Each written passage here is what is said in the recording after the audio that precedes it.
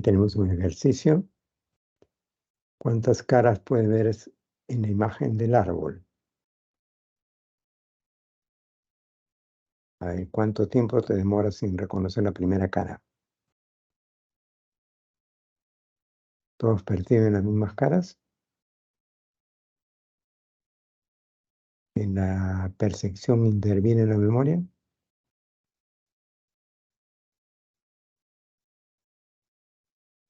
Ujú.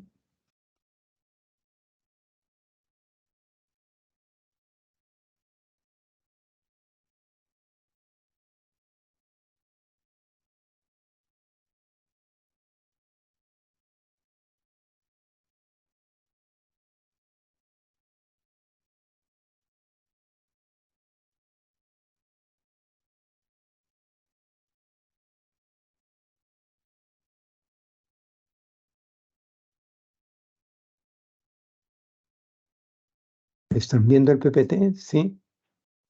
¿Sin problemas? Sí, profe. Sí, Ya. profe, sí se ve. Sí, profesor. Ya.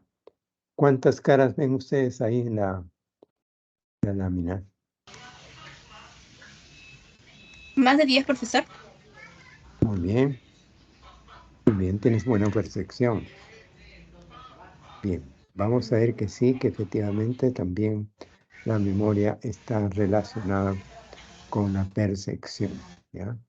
Todos estos temas los vamos a ver a continuación.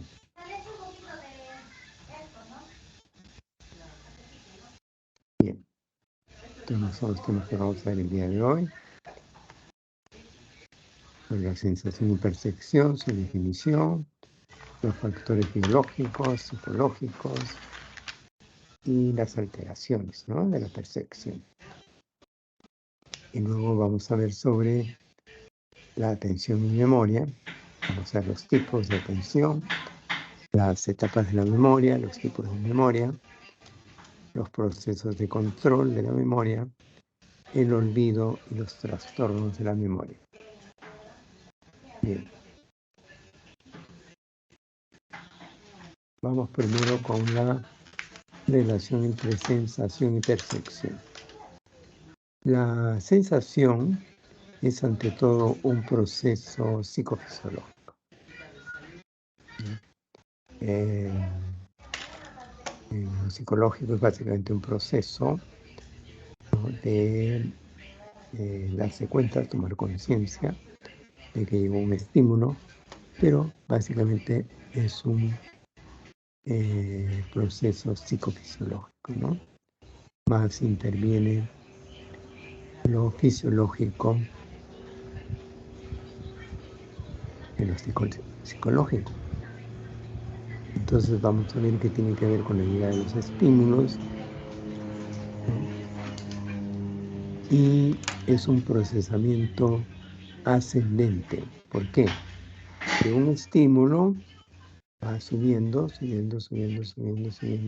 esa información hasta llegar al cerebro, ¿ya? En cambio, la percepción es un proceso más psicológico y su procesamiento es descendente, porque va del cerebro hacia un lugar específico, ¿no? Bien, entonces tenemos acá dentro de la sensación varios conceptos, ¿ya?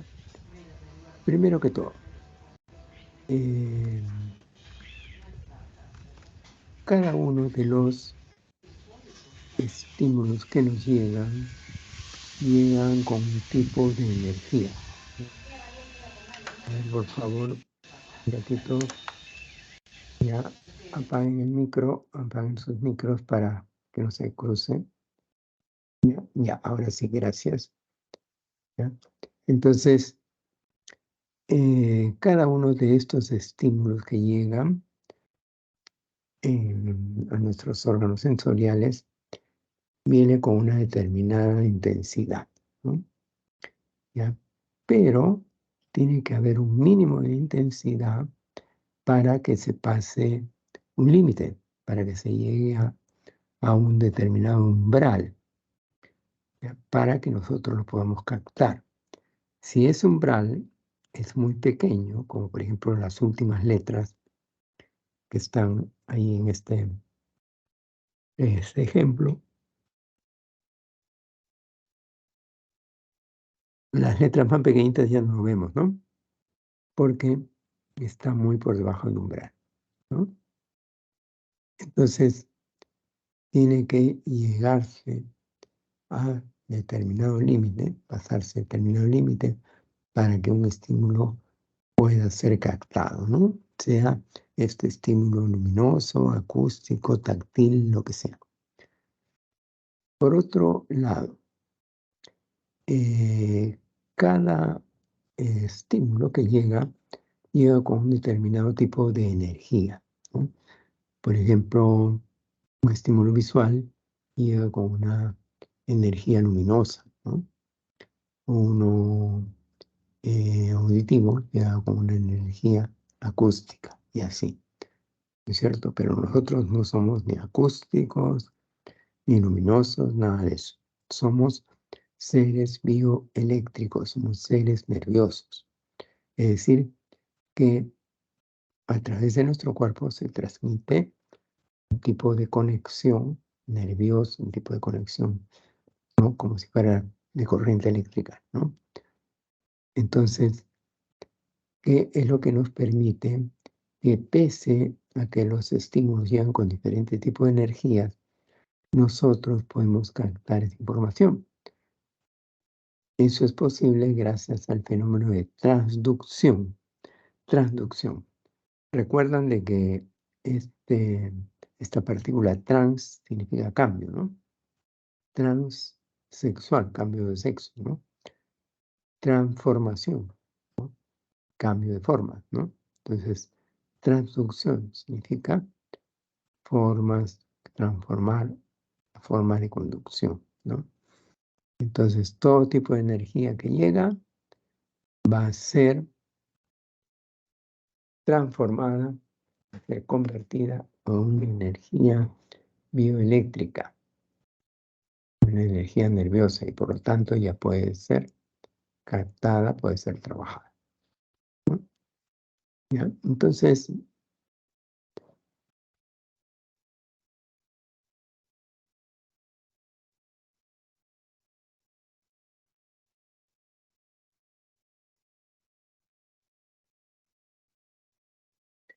tenemos ese otro concepto. Luego tenemos el concepto de adaptación sensorial. Cuando nosotros recibimos un estímulo, por ejemplo, un estímulo, después de un buen tiempo de que se da el estímulo, nosotros llegamos a acostumbrarnos a él, ¿no?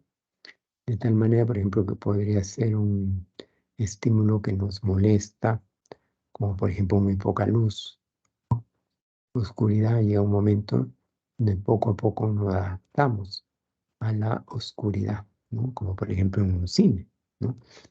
O también tenemos que puede haber un ruido en la calle después de un buen tiempo en que continúe el estímulo. Llega un momento en donde ya nos adaptamos a ese estímulo sensorial. Ese es el fenómeno de adaptación sensorial. Bien. Y otro concepto es el de modalidades sensoriales, ¿no? Que son las diferentes formas a través de los cuales captamos el estímulo. Tenemos que hay varias formas, ¿no? Varias modalidades sensoriales. Tenemos que comúnmente nos han enseñado 5 sentidos, ¿no? La visión, la audición, el tacto, el olfato y el gusto, ¿no? Pero los científicos han descubierto que hay 3 sensaciones, 3 modalidades sensoriales más, ¿ya? Tenemos la visión, la audición, la cutánea o áctica, que antes se llamaba tacto, la olfacción, el olfato, ¿no? La gustación, el gusto, la sinestesia o kinestesia. Cines significa movimiento, por eso el cine significa imágenes en movimiento, ¿no? Y kines también significa movimiento, ¿no? Kinesiólogo, por ejemplo, es aquel que con movimientos puede recuperar a un deportista, por ejemplo, ¿no? Entonces, ¿qué significa que está refiriéndose? La sinestesia o kinestesia a el movimiento, ¿no? El movimiento, a la postura de nuestro cuerpo. Bien, luego tenemos la modalidad vestibular o laberíntica, ¿ya? Que tiene que ver con los cambios, ¿ya? Del equilibrio, la rotación, la aceleración que se da en nuestro cuerpo en el espacio, ¿no? Y luego tenemos la senestesia, ¿ya? Senestesia con E, diferente a sinestesia, que no con I. La senestesia o modalidad sensorial orgánica, que se refiere a las sensaciones que se da al interior de los órganos de nuestro cuerpo, ¿ya? Entonces, tenemos que la visión, audición, etcétera, hay órganos receptores, ¿no? Los órganos receptores de la visión son los conos y bastones que están en la retina. En la audición, en el órgano de Corti. En la cutánea, las terminaciones nerviosas de la piel. En la olfacción, los cilios. Están en las fosas nasales. En la gustación, las papilas gustativas. En la sinestesia, los músculos, las articulaciones. En la vestibular o laberíntica, tenemos los canales semicirculares del oído. Y en la sinestesia orgánica, los músculos lisos de los órganos internos, ¿no? Estas diferentes modalidades sensoriales tienen un destino, es un destino básicamente cortical, ¿no? En el cerebro, ¿ya? Entonces tenemos que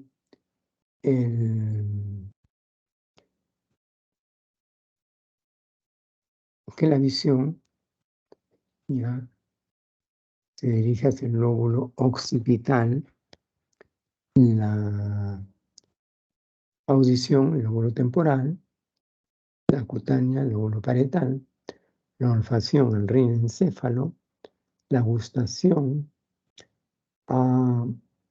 el lóbulo parietal,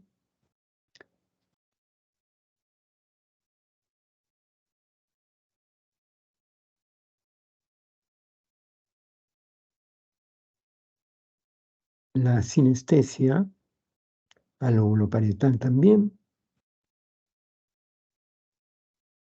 la laberíntica, al tronco encefálico,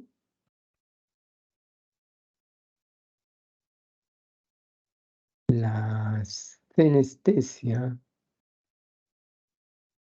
al lóbulo parietal.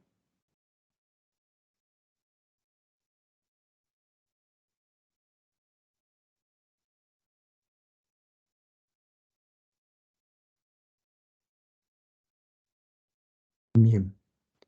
Y luego tenemos finalmente las modalidades que se pueden dar, ¿no? Donde nos diferenciamos como seres humanos, ¿no? Por ejemplo, en la visión captamos la forma, profundidad y color, ¿no? Evidentemente, unos seres humanos más que otros podrán captar mejor la mayor cantidad de formas, de colores, etcétera, ¿no? Por ejemplo, las mujeres captan mayor número de colores, ¿no?, mayor cantidad de colores que los varones, ¿no? Los artistas captan mejor, ¿no?, mayor cantidad de variedades de color que las otras personas en general, ¿no? Luego tenemos la audición, que permite captar los sonidos, las notas, los ruidos. Ahí también habrá diferencias, unos seres humanos serán más destacados que otros en captar estas variedades. Luego tenemos la cutánea, en donde tenemos que se capta la presión, el dolor, la temperatura, la textura, ¿no? Ahí también hay variaciones, ¿no? Para captar cada uno de estos. Y luego tenemos la olfacción, que es para captar los olores. Ahí también tenemos, ¿no? Que hay personas que captan muy bien los olores y hay personas que no tienen tanta facilidad para captar los olores, ¿no?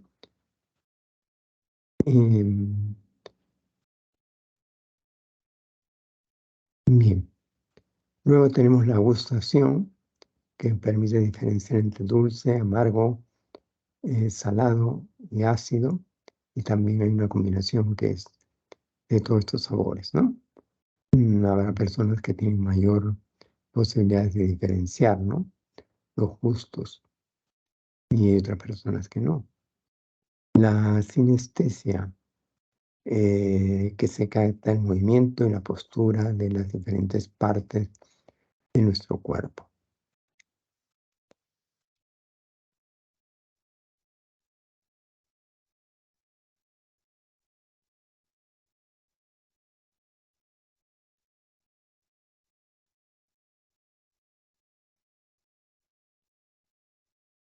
Bien, luego la vestibular, en donde se capta el equilibrio, la rotación y aceleración que tiene nuestro cuerpo en el espacio, ¿no? Ahí también habrá personas que tienen más habilidad, por ejemplo, los danzantes, los deportistas tienen más habilidad, ¿no? Para captar esto. Luego tenemos la senestesia, que tiene que ver con la presión endógena de los órganos internos, el hambre, la sed, por ejemplo, el cansancio. Bien, entonces es todo lo que se refiere a las modalidades sensoriales. ¿Ya? Vamos con, ahí tenemos una diferencia entre la sensación kinestésica o sinestesia, ¿ya? Movimientos, equilibrio, postura, nuestro cuerpo, movimiento, y la vestibular, que tiene que ver con el equilibrio, ¿no? Todo aquello que tiene que ver con el equilibrio, y la sinestesia, que tiene que ver con nuestros órganos internos, ¿no? Ahí tenemos nosotros el tema de la percepción. Nosotros vemos, por ejemplo, que la percepción es, según la Gestalt, nos señala de que la percepción del conjunto excede la suma de las partes, de tal manera que el sujeto percibe y el aporte de la organización de los datos sensoriales. Por ejemplo, miren aquí la palabra Gestalt no está completa, ¿no? Pero nosotros lo completamos. Y entonces hay varias leyes en la Gestalt, hay varios principios organizativos que vienen a ser la ley de figura-fondo, la de totalidades perspectivas o pregnancia y la de organización de los estímulos. La de figura-fondo, vamos a ver que siempre uno tiende a convertir algo que se destaca en figura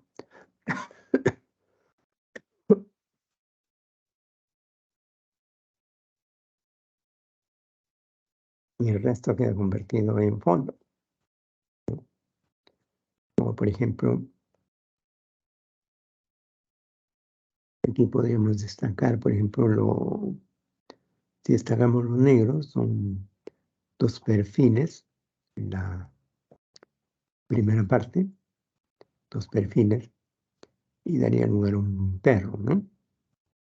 Si se destaca lo blanco. En la segunda parte,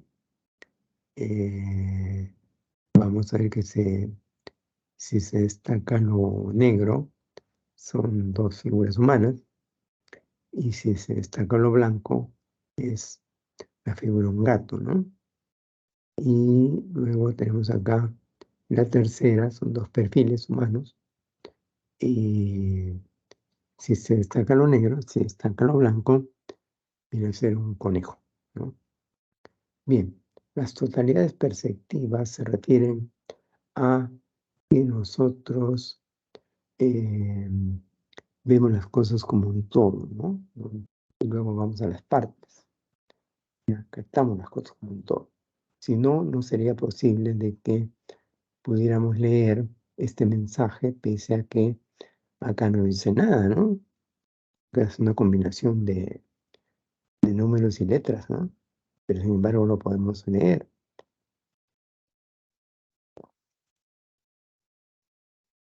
Este mensaje es para demostrar, ¿no?, las cosas tan increíbles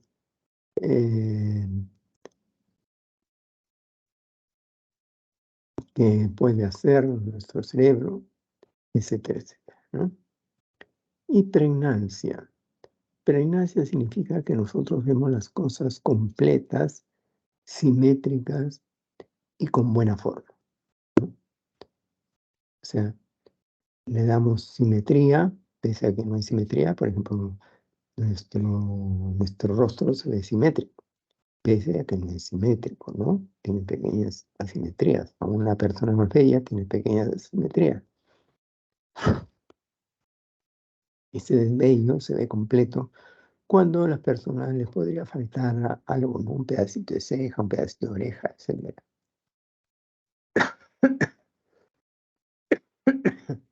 Bien, vamos a la siguiente. Y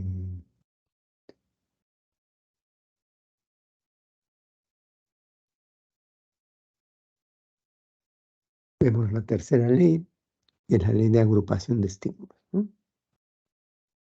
Ahí tenemos varias formas de agrupación de estímulos. En la primera, el cierre o completamiento. Nosotros tendemos a completar, ¿no?, las figuras. O sea, le falta un pedacito, nosotros completamos. Como ustedes ven en la primera figura, entonces tendemos a completar lo que le falta. Tendemos a cerrar, tendemos a cerrar la figura. En la semejanza, nosotros tendemos a agrupar los elementos semejantes, ¿no? Como por ejemplo los círculos negros o los círculos blancos. Tenemos, ¿no?, tendencia a agrupar los elementos semejantes. Luego en la de proximidad, nosotros cuando agrupamos los estímulos tendemos a tener en cuenta los elementos más próximos. Por ejemplo, nosotros decimos ahí hay un conjunto, ¿no? ¿Por qué? Porque están tres círculos amarillos juntos, ¿no? Y luego decimos abajo de que hay otro conjunto, ¿no? Porque hay 7, ¿no?, círculos, ¿no?, próximos. En la ley de continuidad, nosotros a elementos discontinuos le damos continuidad, de tal manera que parece que tuviera movimiento, ¿no? Por ejemplo, ustedes ven de que acá son figuras discontinuas, ¿no? O sea,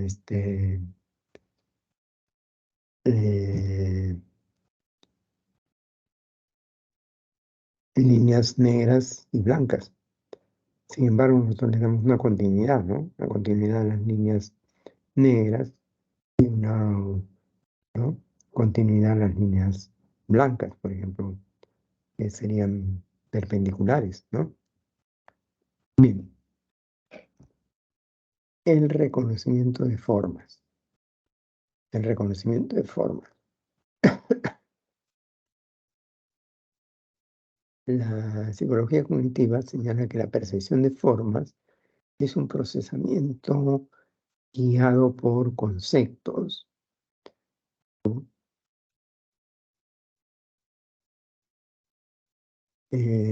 por expectativas y por conocimiento previo que está almacenado en la memoria. Entonces,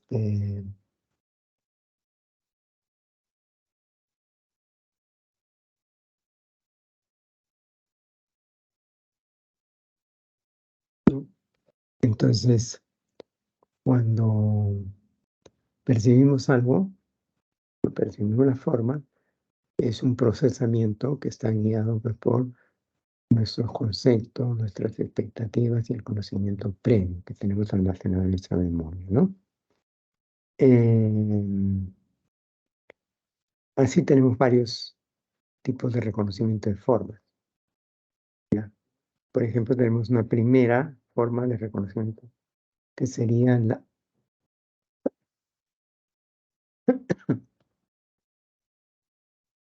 la igualación a una plantilla o un patrón. Nosotros en nuestro cerebro tenemos diferentes plantillas de elementos de la realidad, ¿no? De tal manera que cuando vemos algo,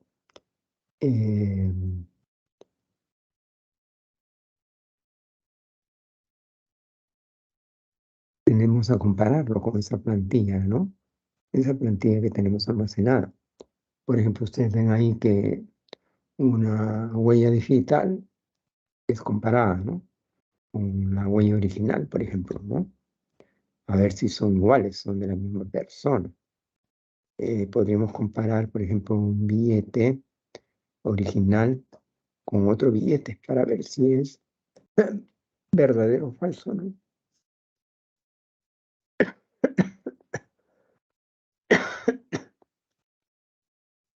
O podemos comparar una firma con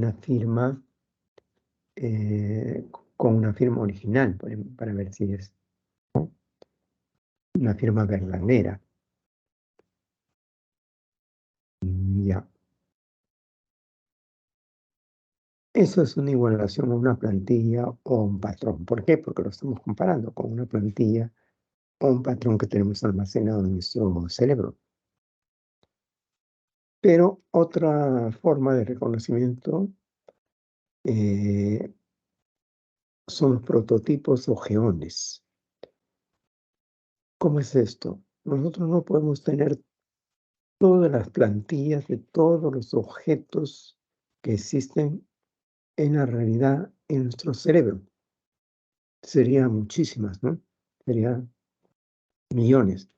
Entonces, ¿qué hacemos? Combinamos elementos que ya tenemos guardados, ¿no? Los vamos combinando hasta conformar formas. Por ejemplo, ¿no?, tenemos aquí que nosotros, por ejemplo, podemos tener guardado plantillas de, por ejemplo, de elementos que son triangulares, circulares, que son, por ejemplo, formas cilíndricas, etcétera, ¿no? ¿Y qué hacemos nosotros? Conformamos objetos, por ejemplo, combinamos, ¿no? Un elemento, por ejemplo, tubular, ¿no? Nos puede servir para que sea el fono de un teléfono, ¿no? Luego, elementos circulares podrían servir para el disco con el cual marcamos el teléfono. Y otros elementos podrían servir de la base del teléfono, ¿no? Finalmente, combinando, saldría un teléfono. Igual pasa con el maletín, ¿no? El maletín, formas rectangulares son las paredes del maletín y la forma tubular, ¿no?, sirven de la asa del maletín, ¿no? Igualmente formas cónicas, por ejemplo, podrían servir de la pantalla de una lámpara, ¿no? Formas cilíndricas podrían ser de la base, ¿no? Igual, por ejemplo, para una taza, un balde, etc. ¿Ya? Por ejemplo, cuando nosotros decimos un prototipo, ¿no? Prototipo de algo. Quiere decir que es lo más cercano, ¿no? Más cercano que podría haber a un elemento original, ¿no? Por ejemplo, digamos, eh, ¿cómo sería un prototipo por ejemplo, Miguel Grau? Tendría que ser gordito, ¿no?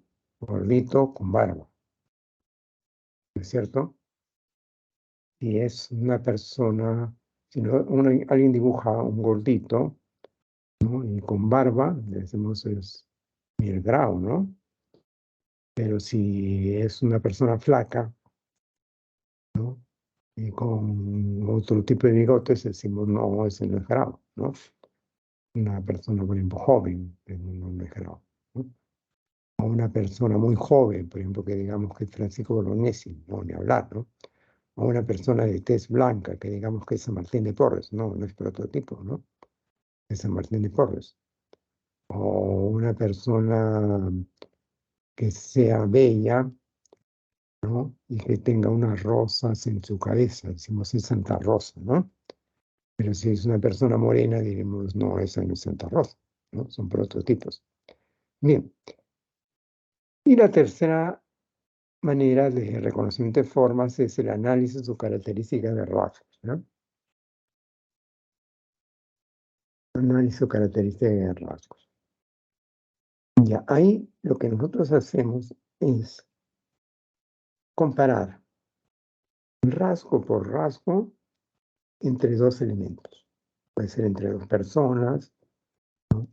Por ejemplo, comparamos, decimos, a ver, ¿cuál es de los dos es Maradona? El tipo de pelo, el tipo de cejas, por ejemplo, cejas gruesas en caso de Maradona, otro tipo de nariz en caso de Maradona, otro tipo de barba, otro tipo de pelo, otro tipo de ojos, otro tipo de barba, decimos, y otra contextura. Este es Maradona, ¿no? Comparando. Como decimos, ¿cuál de estas dos personas es venezolano? ¿Cuál es venezolano? ¿Cuál es colombiano? ¿Y cuál es peruano? Entonces nosotros vamos comparando uno, otro elemento y según eso vamos sacando una conclusión de cuál sería venezolano. Decimos, por ejemplo, los venezolanos tienen así las orejas, así la nariz, así el pelo, ¿no? Así es su tez, y el peruano tiene tales o cuales características, ¿no? Entonces, eh,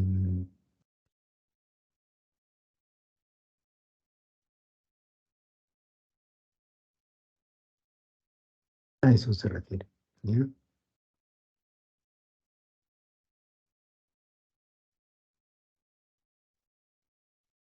Bien,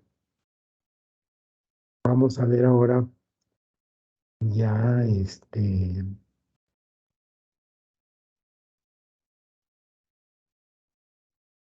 otro punto que tiene que ver con la percepción, ¿ya?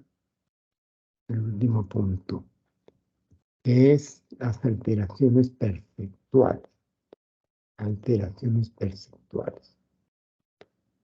Las alteraciones perceptuales son dos,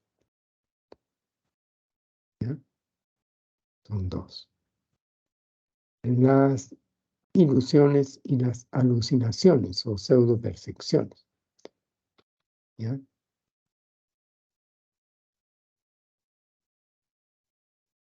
Entonces,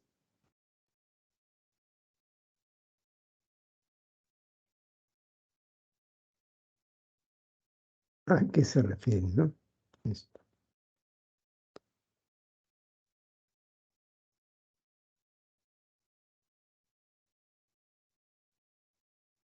Ilusión, ilusión.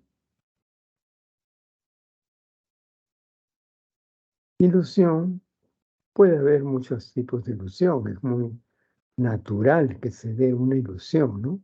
Porque una ilusión es una percepción equivocada, ¿no? Y cualquiera podría tener una percepción equivocada, cualquiera podría equivocarse, ¿no? Cualquiera, ¿no? Cualquiera podría darse esta situación, ¿no? Que tú confundas algo. Por ejemplo, puedes confundir una planta con un animal, o una planta con un humano, un animal con un humano, y así, ¿no? Por ejemplo, hay un animalito que cuando tiene miedo de que haya algún enemigo que se lo puede comer, ¿no? A la vista, cercano, ¿no? Se queda quietecito, ¿no? Se queda quietecito y es como un tronquito, ¿no? Entonces, pareciera que es un tronco chiquito, ¿no? Pero es un insecto, es un animalito, ¿ya? Entonces, ¿qué significa eso? De que uno lo podría confundir, ¿no? Podría confundir ese animalito, lo podría confundir con una planta, con una parte de una planta, ¿no? Con un tronquito, ¿no es cierto? Puede darse eso.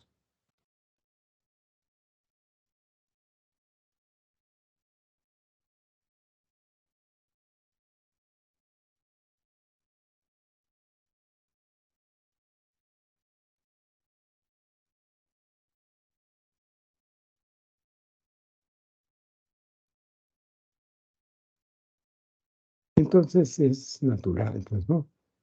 Que uno de repente en el desierto pueda haber agua, ¿no? Que confunda las formas en un desierto, ¿no? Puede darse esas situaciones, ¿no? ¿Ya? No hay mayor problema. Pero el problema de las alucinaciones, eso sí que es un problema, ¿no? ¿Por qué? ¿Por qué? Porque una alucinación es ver algo que no existe, que no está allí. En la ilusión, el objeto está ahí presente. Tú te equivocas, ¿no? En lo que es. Tú confundes. Que crees que es una planta y es un animal. Crees que es un humano y es una planta, ¿no? Tú lo confundes, pero el objeto está presente, está ahí. En cambio, en la alucinación, no. En la alucinación, eh,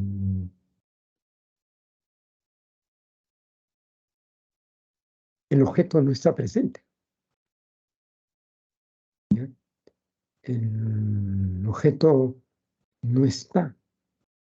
Por ejemplo, puede creer que ve personas, que escucha ruidos, que escucha voces, etcétera, y no hay, pues el objeto no está presente, ¿no?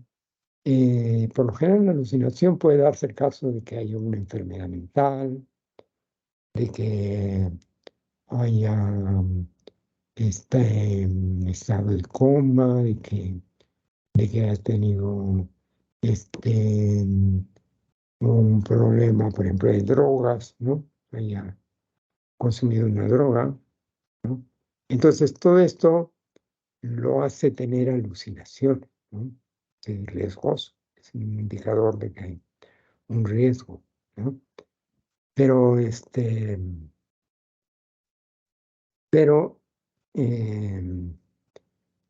digamos, el objeto no está presente, no está ahí. Bien, vamos al segundo tema, que es la atención, ¿ya?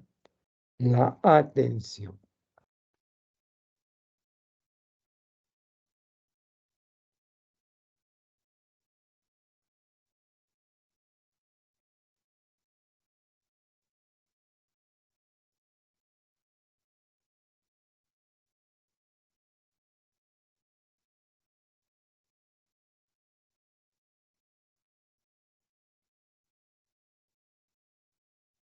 Entonces pasamos al segundo tema, ya vimos la percepción y la sensación.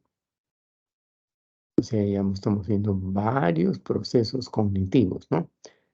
Dijimos que íbamos a ver los procesos cognitivos uno a uno, porque la psicología es el estudio del comportamiento y de los procesos cognitivos.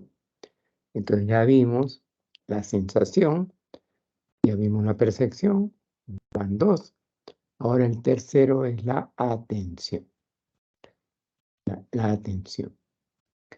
Entonces la atención es un proceso por el cual se selecciona la información que llega.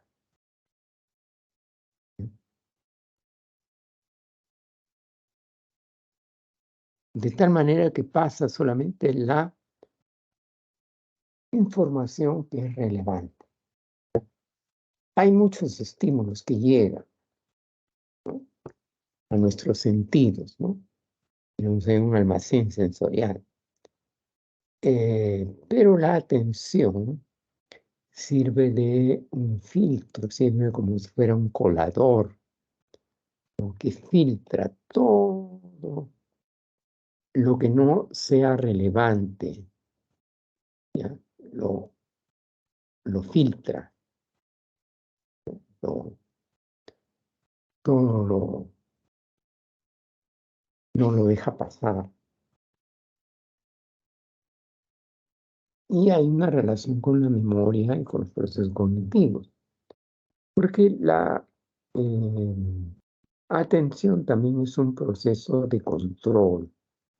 Es un proceso de control porque controla los procesos cognitivos también. Entonces, tenemos que ver que la atención hace esa labor de selección, de filtro y de control, ¿ya? Todo eso, ¿ya? Bien.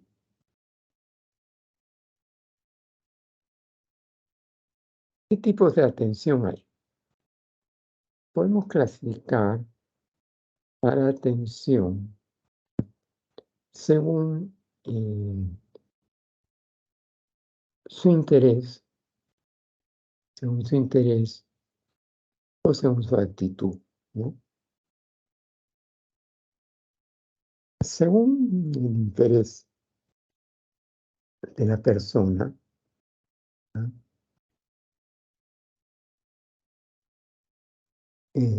vamos a ver que la atención puede ser sostenida, puede ser selectiva y puede ser dividida, ¿ya?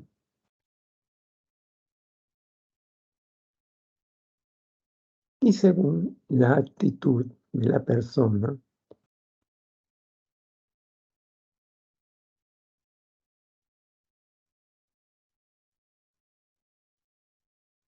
podría ser una atención voluntaria o involuntaria.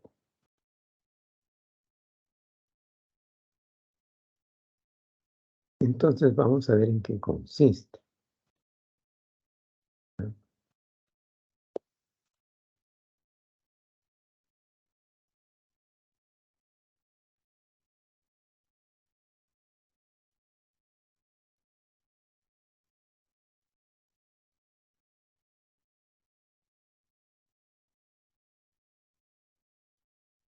Entonces empezamos por la atención, los tipos de atención según el interés, ¿no? Según el interés.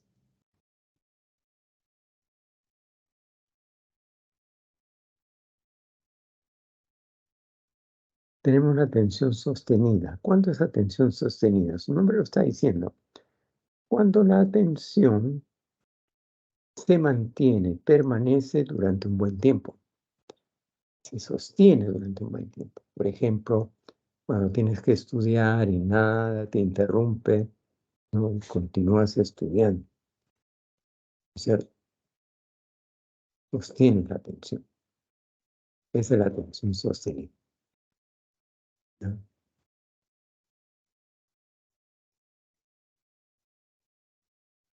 Eh, por ejemplo, otro ejemplo también. Podría ser cuando tienes que dar un examen de admisión, un examen de la pre, ¿no? ¿Cuánto dura ese examen? 3 horas. Tú no puedes distraer la atención en ningún momento porque puede ser fatal, ¿no? Que tú te distraigas en un momento. Entonces, lógico, por ejemplo, para estudiar necesitarías pues, mantener la atención, sostener la atención y para ello exclusivamente, ¿no? Tienes que centrarte en eso, ¿no? La atención selectiva, su nombre lo está diciendo. Tengo que seleccionar de un conjunto que existe, tengo que seleccionar un elemento que me interesa. Por ejemplo, un tipo de frutas con determinadas características, lo tengo que seleccionar dentro del supermercado. De un conjunto de personas, tengo que seleccionar a una persona que me interesa, ¿no? Por eso se llama selectiva, porque yo selecciono dentro de un conjunto, ¿ya?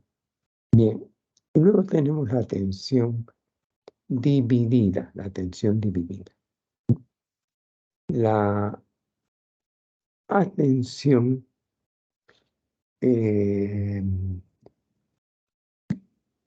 dividida es cuando yo puedo realizar varias acciones a la vez, ¿no? Varias acciones a la vez, ¿ya? Sin que se afecten, ¿no?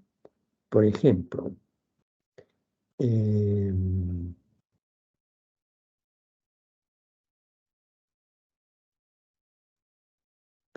¿podría yo escuchar música y planchar?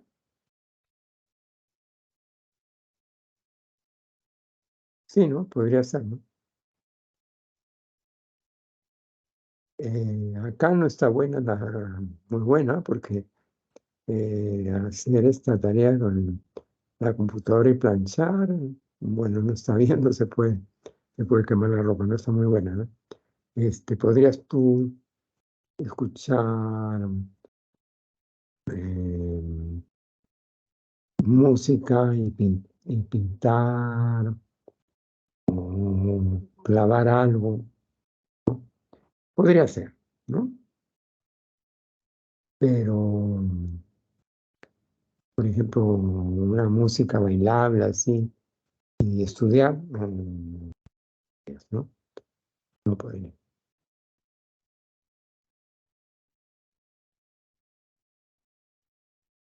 ¿Ya? Entonces, tendría que ser 2 o 3 actividades a la vez sin que se interfiere, ¿no? Sin que se afecten. ¿Ya? Vamos a la siguiente, que es la tipo de atención según la atención. ¿Ya?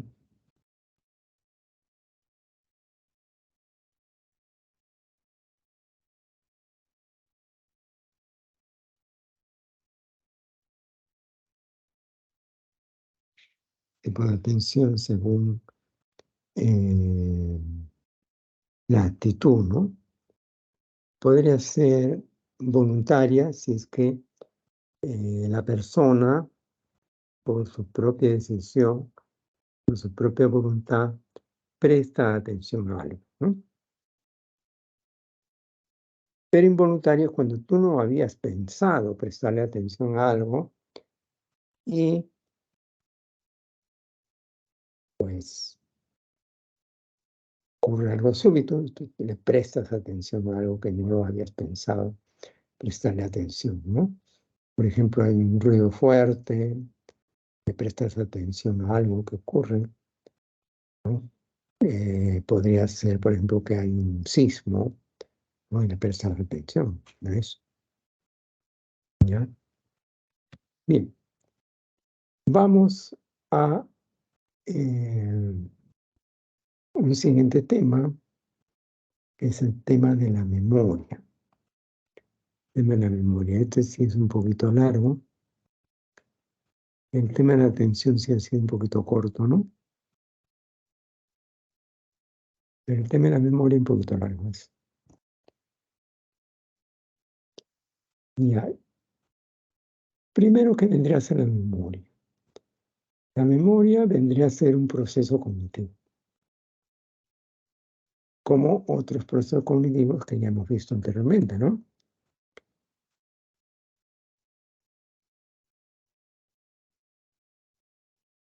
Entonces, es un proceso cognitivo que permite registrar, almacenar y recuperar información.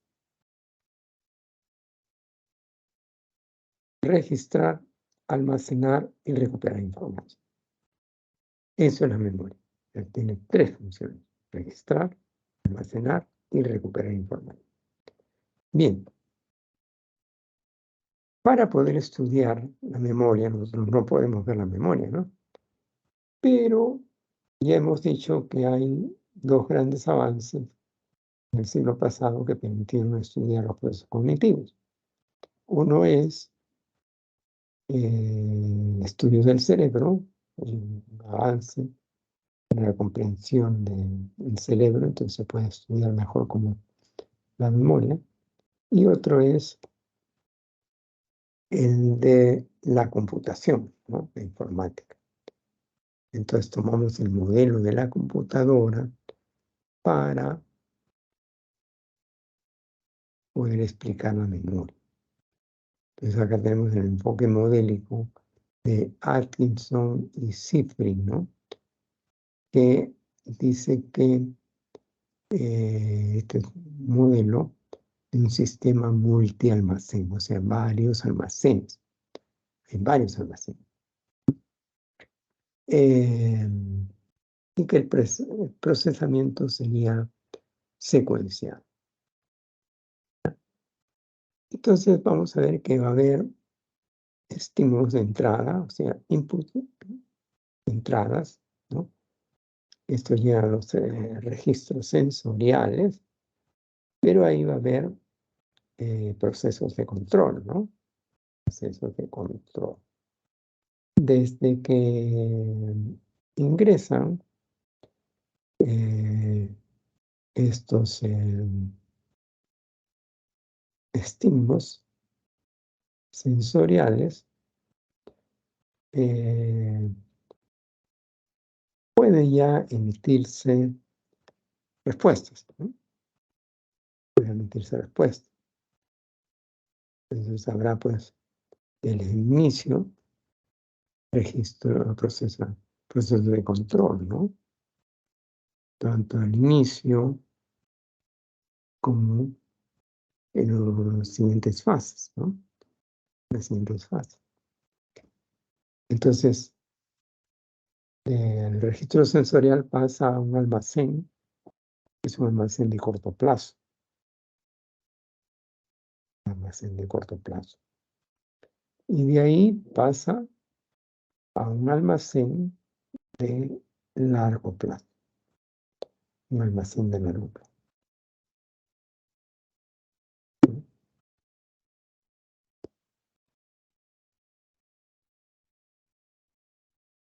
Esto va a dar lugar a tres tipos de memoria, ¿no? Que vamos a ver dentro de un momento. ¿Eh?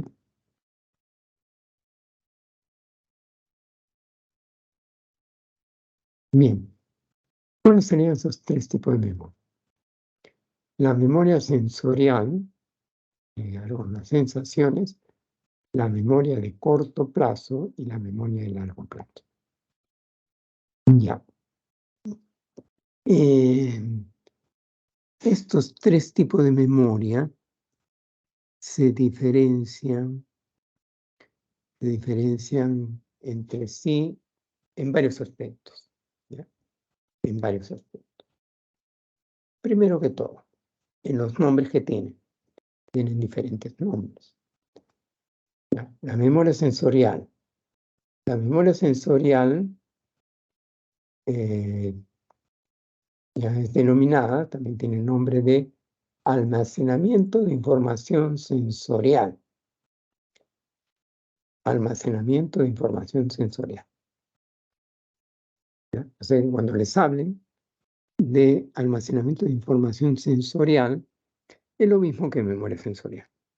¿Ya? También podría ser abreviado, ¿no? AIS. AIS. Se refiere a lo mismo. Y también podría ser al revés. O sea, en inglés, ¿no? También podría darse en inglés el nombre o la abreviatura.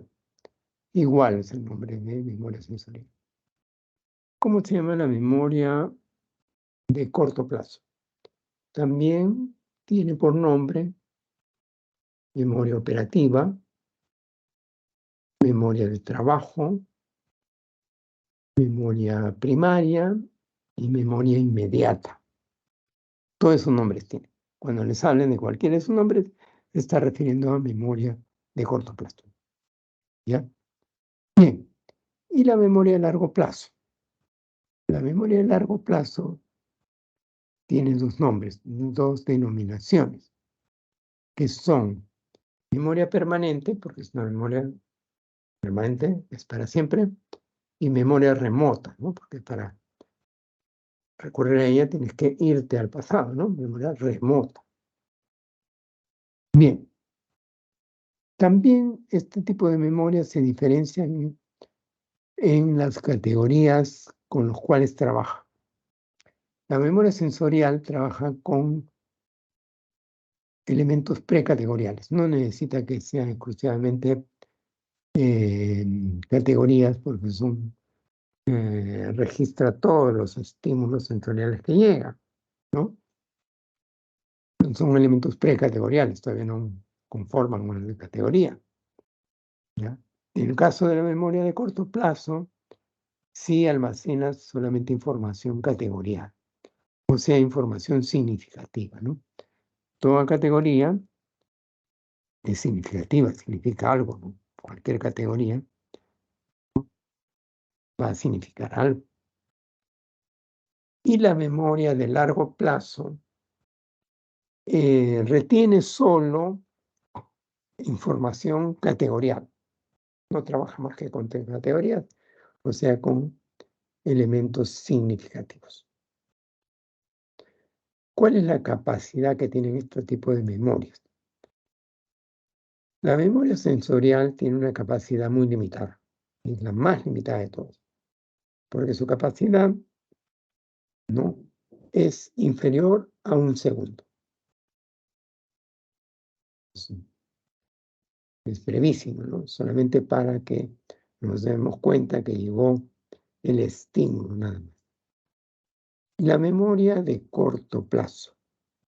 ¿Cuál es su capacidad? Su capacidad también es limitada, porque vamos a ver nosotros que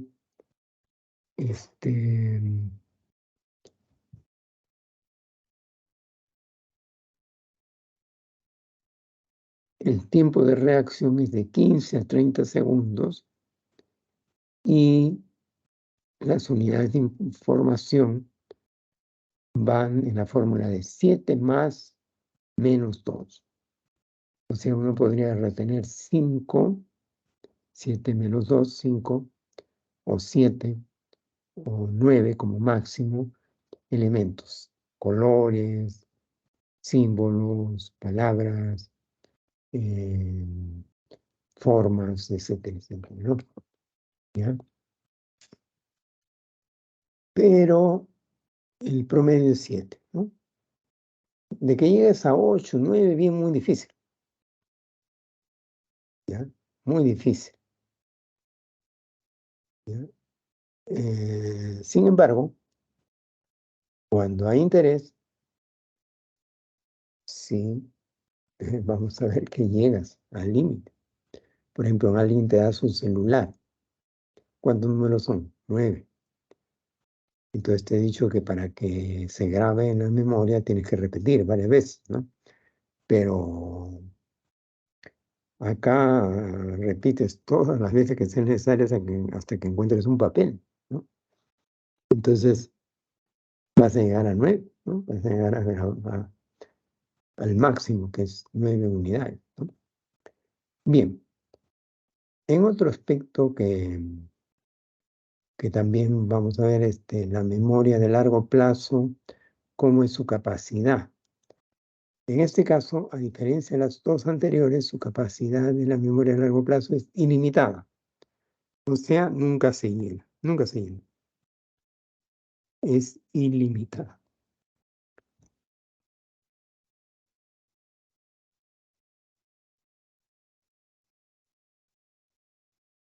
Bien, otro aspecto que también se diferencia en este tipo de memorias es los subtipos de memoria que tienen, ¿no?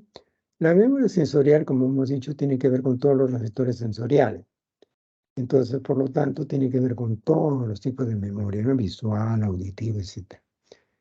Pero veamos algunos términos que son un poquito difíciles, ¿no? Ecoica, ¿a qué se refiere memoria ecoica? A la memoria de sonidos. Memoria icónica, ¿a qué se refiere? Memoria de imágenes. Y la memoria áptica, ¿a qué se refiere? A la memoria relacionada con el tacto, ¿no? Los elementos táctiles, ¿no? Bien. ¿Qué tipo de memoria tiene la memoria de corto plazo? Ninguno, porque con esta memoria es la memoria con la cual se trabaja. En este momento, yo y ustedes están trabajando con la memoria de corto plazo.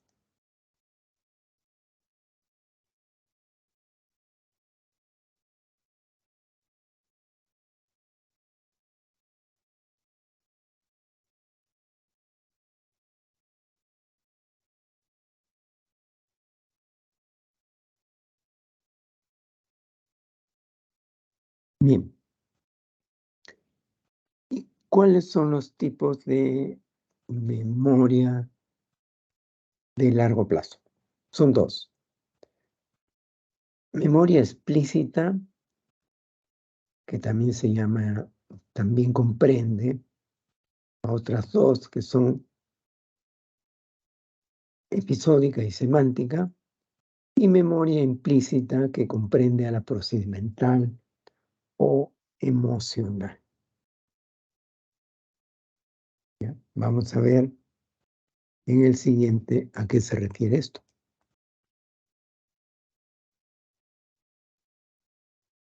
Memoria explícita y memoria implícita, que son parte de la memoria de largo plazo, ¿no? Memoria explícita también se llama memoria declarativa. ¿Por qué? Porque es una memoria que se puede explicitar, que se puede decir, que se puede declarar, que se puede hacer visible. Tanto es así que tú puedes decirlo en un examen, ¿no? Por escrito, de manera verbal, etc. Pero lo puedes decir. Y memoria implícita es la memoria que está ahí, pero sobre el cual no puedes decirla. También se llama no declarativa. ¿Por qué? Porque no puedes declarar sobre ella. No puedes decir, solamente la puedes vivenciar, la puedes ejecutar, pero no la puedes declarar, ¿no? Entonces la memoria explícita podría ser, si es que se puede declarar, podría ser memoria semántica o memoria episódica. Si ya precisaste de que es una memoria con la cual se puede declarar, se puede decir, entonces o es semántica o es episódica. ¿Cómo es semántica? Sema es elemento con significado. Entonces, semántica se refiere a la memoria que tiene que ver con todos los conocimientos que hemos almacenado a lo largo de nuestra vida, con todos los temas, ¿no? Todos los conocimientos de todos los cursos, de todos los años, de todas las materias.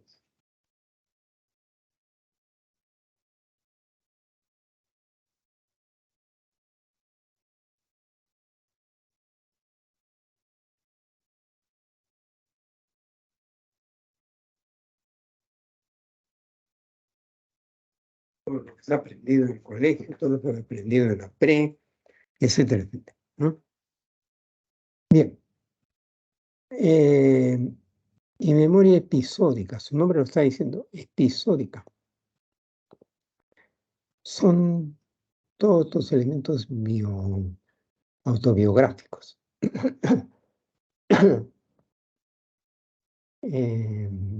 Toda tu telenovela,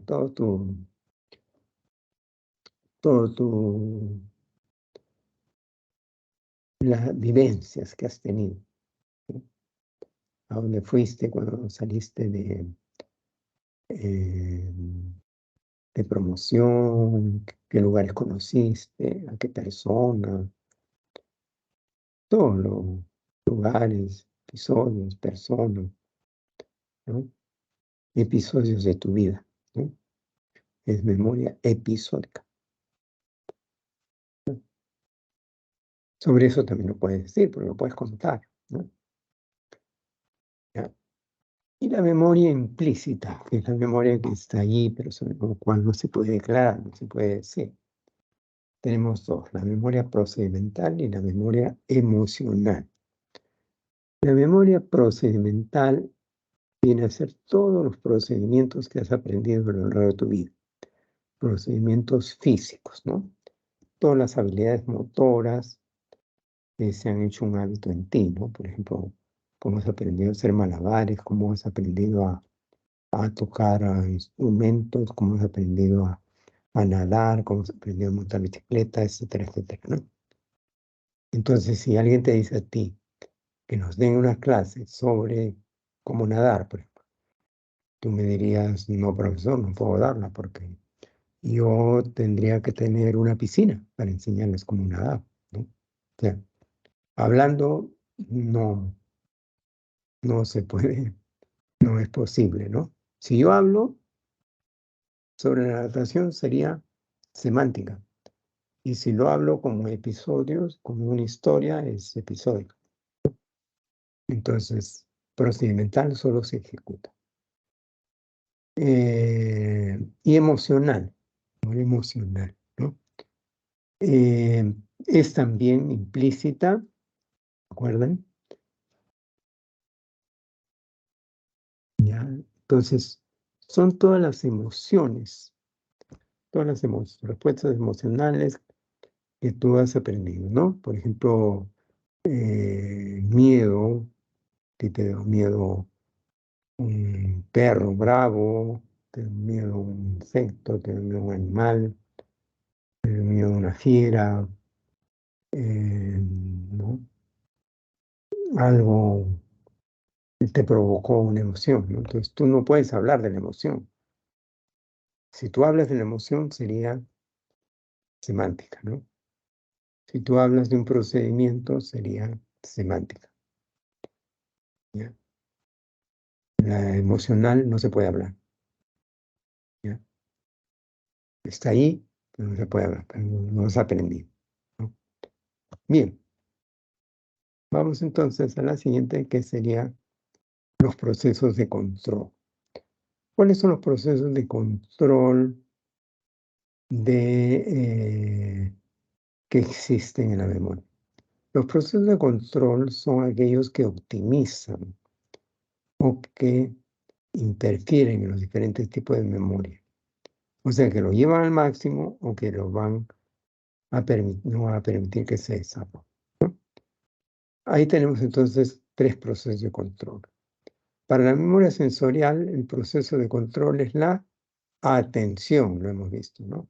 Si tú quieres que algo se memorice, debes de prestar atención, ¿no?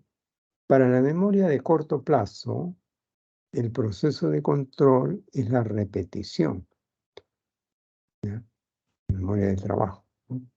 Si quieres que se grabe, tienes que repetir, repetir, repetir y repetir varias veces, ¿ya? Y para la memoria de largo plazo,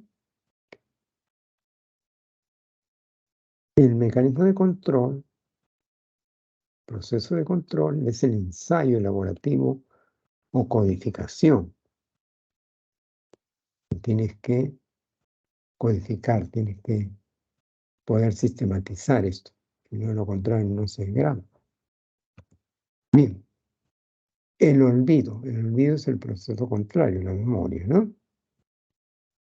Bien, ¿por qué podría darse el olvido? ¿Qué causas hay del olvido? Hay 3 causas: el decaimiento de huella, la falla en la recuperación y la interferencia. ¿Cómo es decaimiento de huella? Es cuando tú tienes un conocimiento y tú no lo repasas. Y pasan semanas sin repasar y luego ya no te acuerdas. ¿Por qué? Por no usar la información, por no haberla repetido. Una información se tiene que aplicar, se tiene que repasar. Por ejemplo, un idioma tienes que estarlo repasando, porque si en algún momento te olvidas de ese idioma que aprendiste. Igual, cualquier conocimiento que tienes que repasar, ¿no?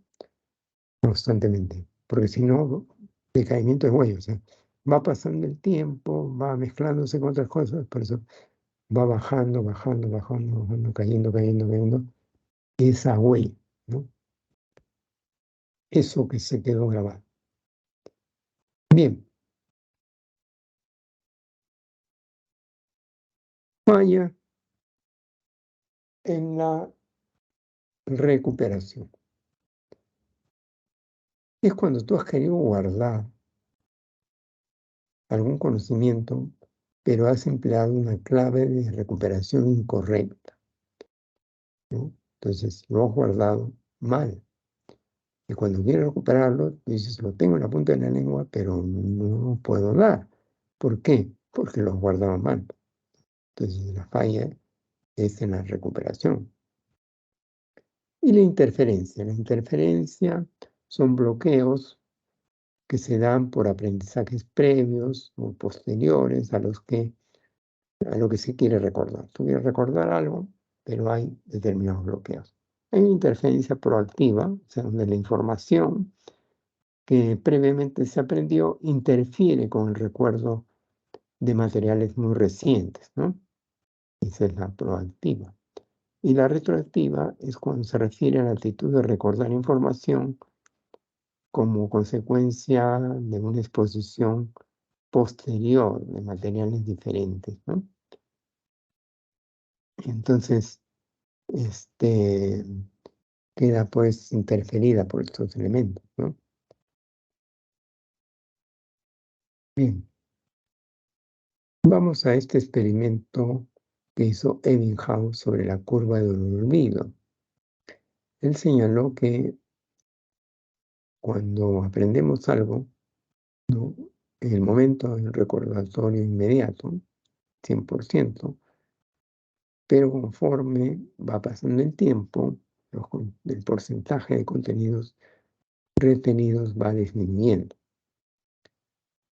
Por ejemplo, a los 20 minutos ya se redujo a 60%. Luego baja a 1 hora, ya bajó mucho más, 50, a 9 horas, ya bajó a menos de 40 y así. Bien, y finalmente vamos a ver el tema de los trastornos de la memoria. Ya, los trastornos de la memoria son de 3 tipos. Las amnesias, que son básicamente cuantitativas, las paramnesias, que son de tipo básicamente cualitativo, ¿ya? Y los trastornos degenerativos, dentro del cual el más saltante es el Alzheimer, ¿no? Ya. Entonces, ¿a qué se refiere las amnesias? La amnesia significa que pierdes cantidad de información. Tú sufriste un daño cerebral porque sufriste un accidente, una fiebre alta, sufriste una enfermedad, un golpe, etc. Y puede hacer que tú pierdes toda la información pasada, toda la información pasada, toda la información anterior a ese evento. Esa es una información retrógrada. Cuando pierdes toda la información anterior al evento traumático, ¿no? Al daño cerebral. Ya no recuerdo todo lo pasado. Pero anterógrada es cuando se produce un daño cerebral y tú ya no puedes guardar nueva información, te olvidas, te dicen tu nombre, etcétera, y te olvidas, ya no puedes guardar más información, o sea, te olvidas todo lo posterior a ese daño. Bien, ¿cómo son las paramnesias? Paramnesias son falsas amnesias, ¿no? Entonces, tenemos ahí el déjà vu y el jamais vu. Son dos términos franceses que significan ya visto y jamás visto, ¿ya?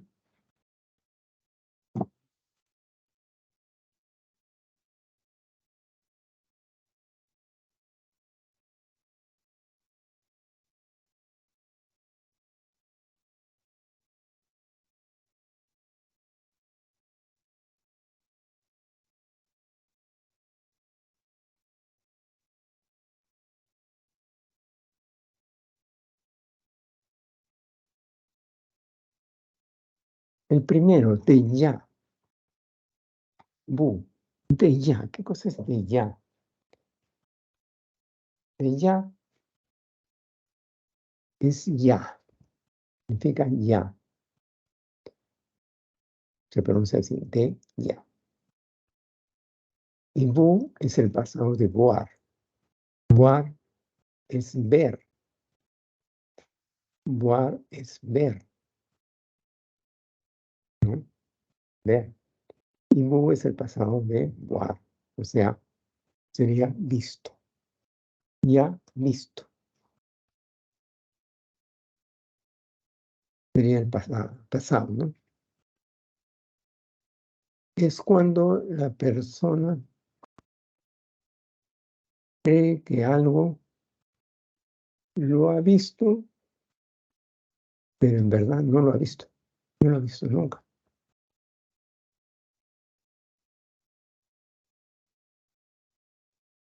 No lo ha visto nunca, pero cree que lo ha visto.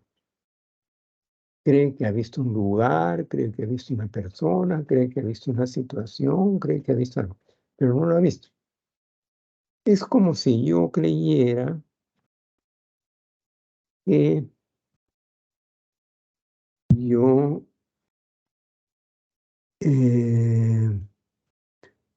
lo he visto a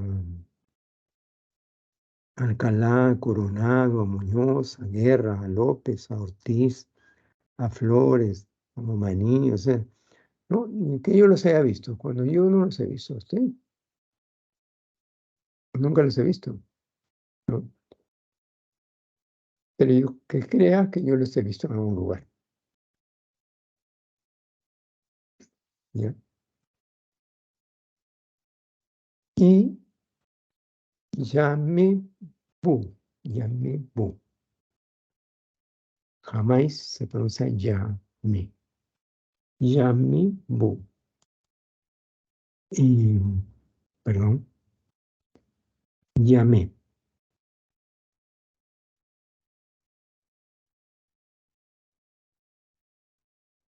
A ver, vamos a ponerlo de nuevo porque creo que se fue.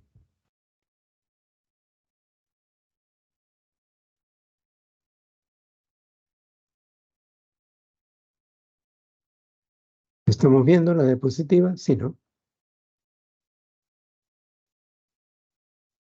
Sí se ve. Ya. Yamebu significa jamás visto.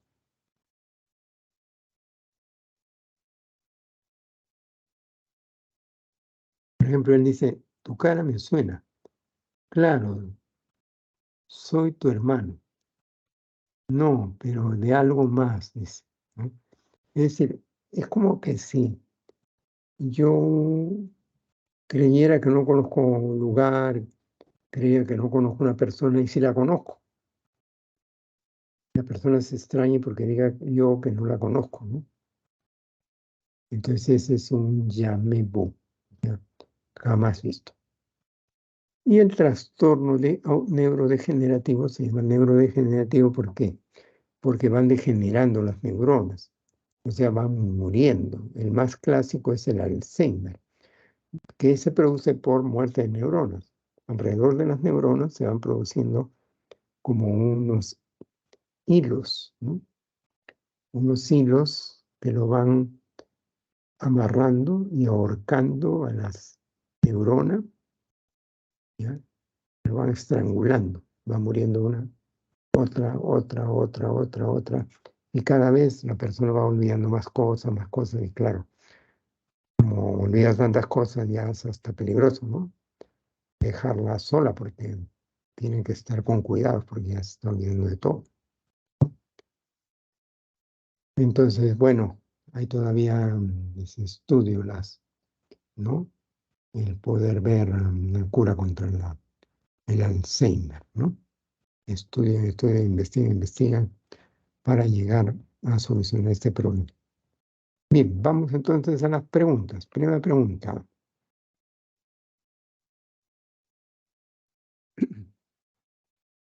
Dice la pequeña ciudad de Churín, al norte del departamento de Lima, ¿no?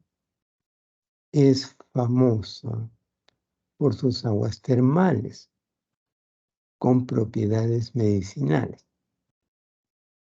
A pesar de que la temperatura del agua oscila entre 35 y 55 grados.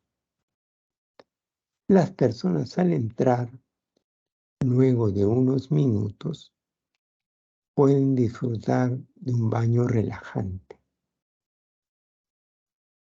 Marquen las inferencias correctas sobre las modalidades sensoriales. Entonces tenemos la primera, la modalidad sensorial áptica. ¿Recuerdan la áptica de qué cosa es? ¿Áptica de qué cosa era? ¿De tacto?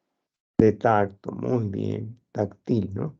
Es muy útil porque, por ejemplo, los ciegos se colocan frente a un objeto y tocándolo, ni siquiera tocándolo así, pero tocándolo con fuerza, ¿no? Sino así nomás, tocándolo suavemente. Por ejemplo, te tocan tu cara suavemente y a decir cómo eres, ¿no? O a veces algunos tienen tan desarrollado que se ponen frente a un objeto y captan las vibraciones del objeto y te dicen que están ante tal o cual objeto. Entonces, claro, cuando uno no necesita tanto una sensación, no le da tanta importancia, ¿no? Pero cuando pierdes una sensación, ahí te das cuenta de la importancia y te das cuenta de cuán importante es no meterse en líos, no meterse en cosas donde puedes sufrir un accidente, no meterse en drogas, no meterse en cosas que te pueden hacer perder uno de tus sentidos. Entonces, la áptica tiene que ver con el tacto. Entonces, esta podría ser, vamos a ver, la 2, la sensibilidad orgánica o senestésica es responsable de la adaptación sensorial a la temperatura del agua termal. A ver, la orgánica tiene que ver con las sensaciones, ¿no?, de los órganos de nuestro cuerpo.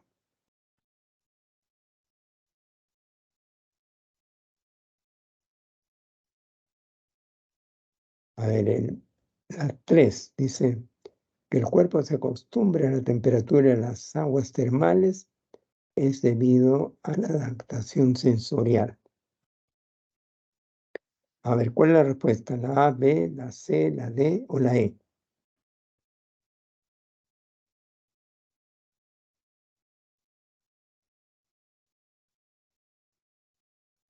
Yo creo que es 1 y 3, profesor. 1 y 3, muy bien. La áptica procesa la información de la temperatura. Efectivamente, está procesando la información, ¿no?, de cuán calientes son esas aguas. ¿Y por qué nos acostumbramos a esa temperatura? Porque nos vamos adaptando sensorialmente, ¿no? Poco a poco, nos vamos acostumbrando. Pero la orgánica tiene que ver con la captación que tienen los órganos, no con la adaptación sensorial.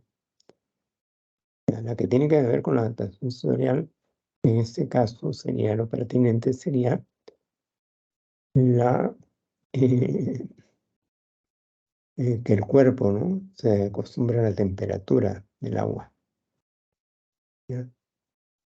Entonces, la adaptación sensorial no es más global, no es de que un órgano capta. Bien, vamos al siguiente. Dice, Alejandro es un niño de 5 años que está aprendiendo a leer. Está feliz porque ya reconoce las letras ligadas, ¿no?, y puede leer algunas palabras escritas a mano. Sin embargo, no puedes leer tu libro de cuentos porque no conoce las letras de imprenta.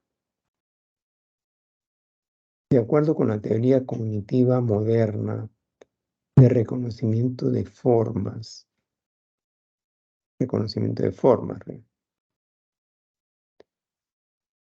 ¿ya? Alejandro no puede leer su libro porque la ley de articulación figura a fondo no distingue las letras de las palabras. B, no reconoce los geones o formas tridimensionales del libro y las palabras. C, no descompone en rasgos las formas de las letras y las palabras escritas. D, desconoce la buena forma o pregnancia de las letras de imprenta. Y E, no reconoce las plantillas de las palabras en letras de imprenta. ¿Cuál de estos es? A, B, C, D o E. Este está un poquito difícil, ¿no?, un poquito complejo, ¿no? Un poquito de marea ahí con tantos términos. Los cognitivos son así, ¿eh? Los cognitivos les gustan estos términos difíciles, les gustan crear nuevos términos, todo eso. Pero recuerden básicamente, ¿ya?, el reconocimiento de forma. La B, ¿Quieren que profe. vayamos a La B, reconocimiento de formas. reconocimiento de formas? ¿Cuál es? La B, Sí. no reconoce las formas tridimensionales. A ver, vamos a ver, para que ustedes Profesor, yo recuerden, creo ¿no? que la E. Ya. Igualación a un patrón. Igualación a un patrón. tienes en tu cerebro un patrón y lo comparas con lo que tienes con ese patrón. Los prototipos de geones, combinas elementos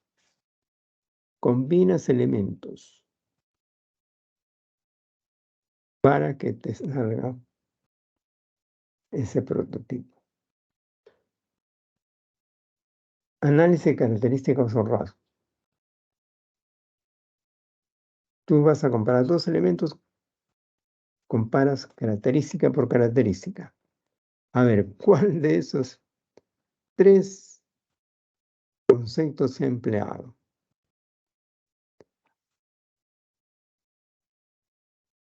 Reconocimiento de formas, ¿no?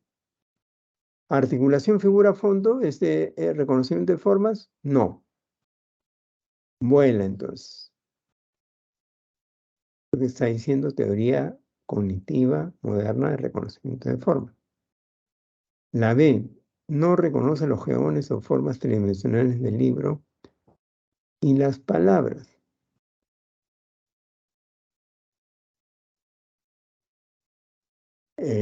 Bueno, esto sí es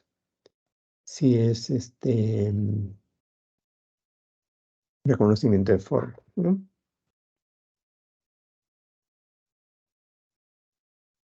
Pero será este.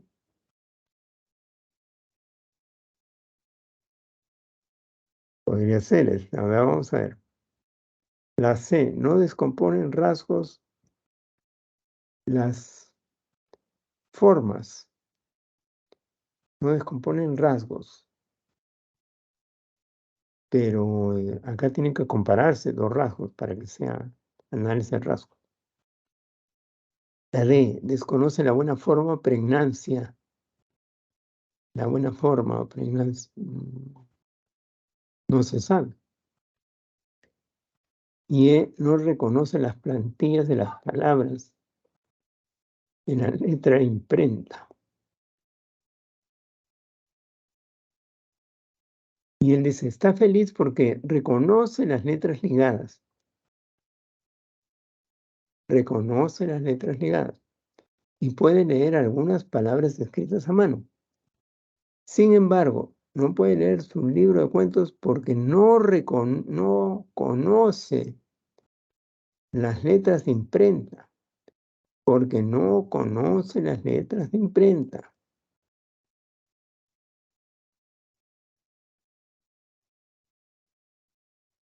No conoce o no reconoce las plantillas es lo más cercano, ¿no? La E, entonces. La E sería alternativa. Pero esta C, no, esta B es bastante competitiva, ¿no? Ya, la última. Vamos rápido porque se nos acaba el tiempo. Melissa, de 40 años, toca el piano desde los 6 años. Para tocar el piano, coordinando los movimientos de ambas manos, requiere el uso de la memoria. ¿De qué tipo? Memoria procedimental. No hay otra. En cambio, para leer partituras y comprender teoría musical, requiere de memoria no declarativa, ¿no? Asimismo, cuando Melissa recuerda que llegó tarde a su primera clase de piano, en su niñez utiliza la memoria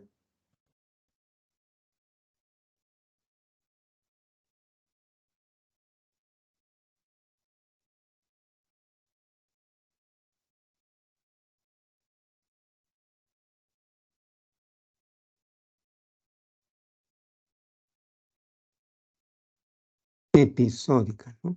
Episódica. Entonces sería la D, procedimental, semántica y episódica. Bueno, ahí copien la 1, la A, la 2E, 3D, 4B, 5D, 6B, 7B, 8D, 9D y 10C. Los dejo porque ya el profesor debe estar por ingresar. Nos vemos hasta la próxima semana. Gracias.